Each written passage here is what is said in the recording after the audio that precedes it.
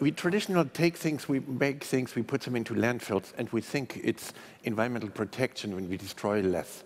You say, please use less water, reduce your carbon footprint. Copenhagen, Rotterdam, they all want to be carbon neutral. But you only can be carbon neutral when you don't exist. But I'm talking about effectiveness, not about efficiency. Look, it makes sense to reduce fossil fuels, sure, but where is our positive footprint? So that's why it's about effectiveness, not about efficiency. We need to do the right things, not doing things right. Well, I'm here today to talk about biomimicry, which is innovation inspired by nature. It's a new science where we study nature's best ideas, abstract the deep design principles, and then apply those to human challenges. This is a building in Zimbabwe that was designed by Arab engineers. It's mimicking the passive cooling system of a termite mound. A termite mound maintains the same indoor temperature regardless of the fluctuations in exterior temperatures. By mimicking this system, this building uses 10% of the energy of a conventional building its size and saved the owners $3.5 million of energy in the first 5 years. And what's really important, the take-home message is that life creates conditions to life, conducive to life. So we have to ask ourselves, are our designs creating conditions that are conducive to life? We have a very special treat for you that's going to be served now, so please be adventurous and try it.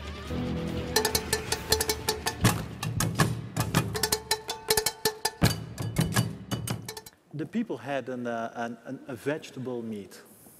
A meat alternative made from Dutch vegetables. From medical technology, we have now the capacity to grow tissues for replacement of organs from stem cells. But we can also use it for food production. So potentially this technology can combine our craving for meat with an environmentally and conscious-friendly way of producing. It's not a question of if, it seems to me, it's a question of when. How long before we see these products at scale in the marketplace?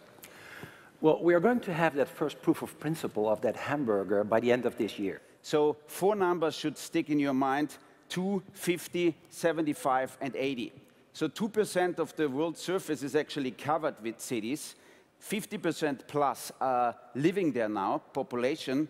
75 is the energy consumption in percent, and 80 is the carbon footprint that they produce. But this, again, would only be the numbers. What are we going to do about it? We have gone 15 years ago to South America. We have opened offices in Caracas, Sao Paulo, and other cities to work in areas which are generally known as slum zones. We move over to a second project, which is what we call the vertical gymnasium. We have calculated that following the laws of urban design, about 100 of such vertical sports areas would be necessary to equip the city only to comply with its own codes. But it's a question of, I would say, smart urban design and imagination.